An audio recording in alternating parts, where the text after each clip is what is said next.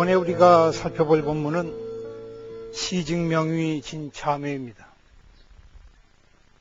이것을 일컬어서 진정한 참회라고 부른다.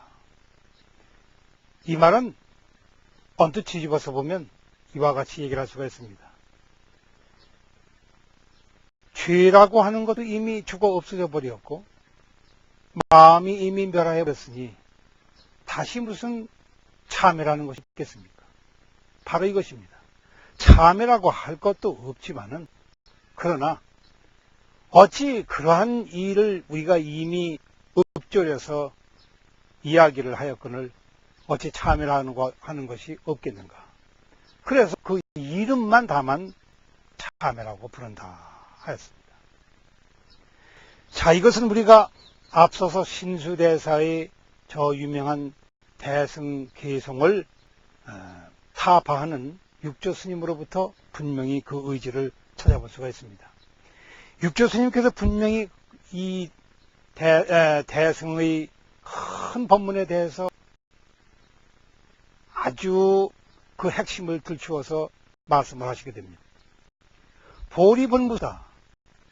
네가 몸뚱아리라고 하는 것이 본래 지혜의 나무라고 그렇게 말을 하였지만 내가 보니 보리라고 하는 것이 그 본래 지혜인데 지혜에 무슨 나무가 있더냐. 자, 이것은 저 신수대사의 말을 그냥 까뒤집어 놓는 것이 아닙니다. 그걸 반박하는 것이 아닙니다. 완전히 그 밑바닥을 들추어 내고 있는 것입니다. 보리 지혜에 무슨 나무가 있더냐. 명경력 비대라. 마음의 거울이라고 네가 얘기했고 그것이 맑은 거울이라 밝은 거울이라 했는데 마음이라고 하는 밝은 거울에 무슨 경대가 있겠느냐, 무슨 틀이 있겠느냐. 이것은 놀라운 견해라고 얘기해서는 도저히 되질 않습니다. 이건 스스로 제 성품을 보지 아니하고는 이와 같은 견해가 나오지를 않습니다. 그래서 이것은 견해에 넘어선 그런 견해입니다. 신수대사가 이런 말을 드리면 그도 금시 알아들을 법문입니다. 그러나 자기 스스로는 그것이 나오지 않았습니다. 글자가 모자라서 나오지 않은 것이 아니요, 지식이 모자라서 나온 것이 아닙니다. 그러나 나오지 않습니다. 자, 그 다음에 나온 법문은 더욱 무섭습니다.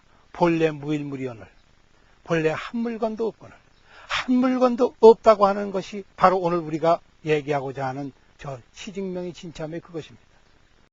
죄라고 하는 것도 찾아보니 본래 실체가 없어. 벌도 없어. 또 마음이라고 하는 것도 없어. 그니 밝은 거울이라고 하는 것은 어디 있으며 보리의 지혜라고 하는 것이 대체가 어디 있는가.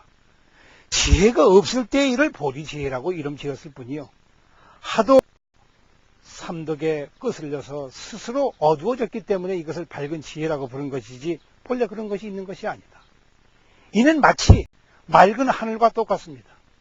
구름이 끼었기 때문에 구름이 거친 뒤에 우리는 그것을 맑은 하늘이라고 하는 것이지 맑은 하늘 따로 있고 어두운 하늘이 따로 있는 것이 아닙니다. 이건 두 개의 하늘이 아닙니다. 말하자면 그 맑은 하늘이라고 하는 것은 어두운 하늘에 대해서만 부르는 이름입니다. 따라서 본래 무일물이라고 하는 것은 어두운 하늘도 밝은 하늘도 본래 있는 것이 아니라는 얘기입니다.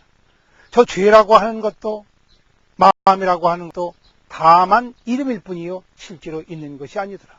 내가 거기에 탐욕으로 진해로 우치로 인하여 어두워졌을 때 그걸 명경이라고 부른 것이요, 내가 스스로 지혜로움에 마음에 시비곡절이 없는 까닭에 이를 보리 지혜라 부른 것이지 어디 따로 그런 것이 있어서 이렇게 불렀던가. 본래 무일무리언을 하체야진에리어 어디에 먼지가 묻겠느냐. 자, 먼지가 묻을 곳이 없다고 할 때에 이 먼지는 없는 먼지이기 때문에 다시는 걱정할 필요가 없는 그런 먼지입니다.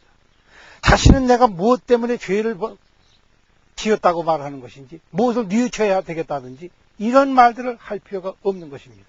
왜냐하면 인간이 내 몸을 중요하게 생각할 때에 몸을 버린다고 하는 것이요, 내 마음을 중요하게 생각할 때 내 생각을 귀중하게 여기는 것이요, 나의 집이 있을 때 내 집을 귀중하게 여기는 것이요, 내 목숨이 있을 때 이 생명을 귀중하게 여기는 것이지만은, 그 자체로서 볼 때에는 본래 내가 가지고 있는 것은 아무것도 없는데 따로 무엇을 애착을 둘 것이며, 무엇에 거기에 어리석음을 필 것이며, 무엇에 내가 걸려서 스스로 얹고 내리고 빼고 넣고 할 것이 있겠는가. 이하여 육조 스님의 저 법문은 이제 우리가 천수경을 공부하는 데 있어서 가장 요긴하며 핵심이 되는 그런 법문입니다. 이것을 더욱 익히고 익히는 때에 우리는 비로소 비록 육신을 가지고 이 세상에 태어났지만은 이 육신을 뛰어넘어서 한해 상에 걸리지 않고 상을 가지고 놀고 상과 더불어서 유의하면서 즐겁게 사는 참다운 인생을 맛보게 될 수 있을 것입니다. 이것을 일컬어서 우리는 자유인이라고 하는 것이며, 이것을 일컬어서 해탈인이라고 하는 것입니다. 우리가 입이 있기 때문에 죄를 짓는 것이 아니라 입과 귀와 눈과 코와 혀에 탐진치 삼독이 물들기 때문에 그렇습니다.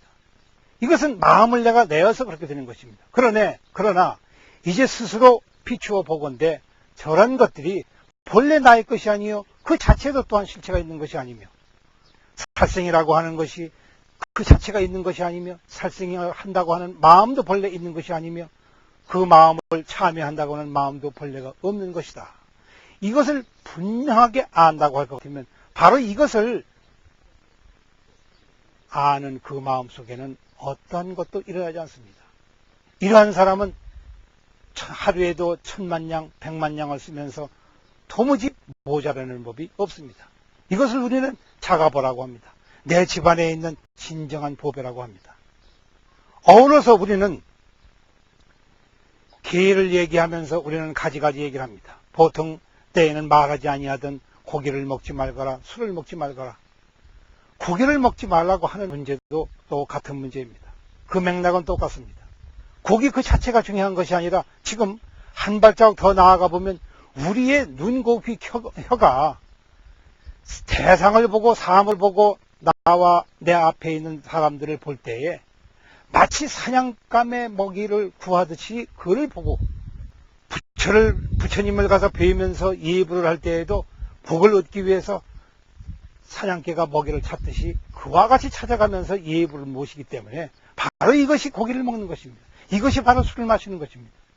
이러한 마음을 스스로 들여다보고 그것이 전혀 터무니없는 것인 줄 비로소 알 때에, 이 비로소 아는 그 마음 덕분에 우리는 부처님을 조금이나마 맛보게 됩니다. 그것이 관세음보살의 힘입니다. 그것이 관세음보살께 기도하는 힘입니다. 이것이 마음이 가지고 있는 보주이며, 이것이 진정한 만이 보석이라고 불리웠던 그런 것입니다. 불자들께서는 이 점을 굉장히 마음을 아주 모두어서 진정으로 또 살펴보고 또 살펴서 추호라 여기에 어긋남이 없는 도리를 스스로 터득하셔야 마땅할 것입니다.